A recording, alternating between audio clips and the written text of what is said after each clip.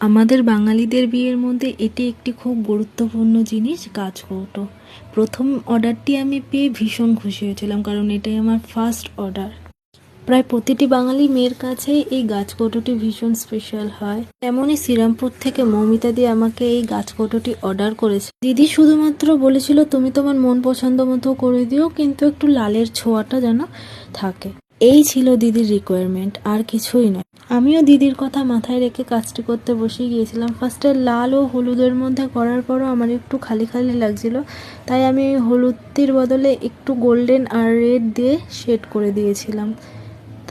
এতে গাছকৌটোটা দেখতে যেন আরও বেশি সুন্দর লাগছিল। তোমরাও জানিও কেমন লাগলো, আর তোমরাও যদি এরকম একটি গাছকৌটো নিজের স্পেশাল ডেতে পেতে চাও তাহলে অবশ্যই আমার সাথে যোগাযোগ করো।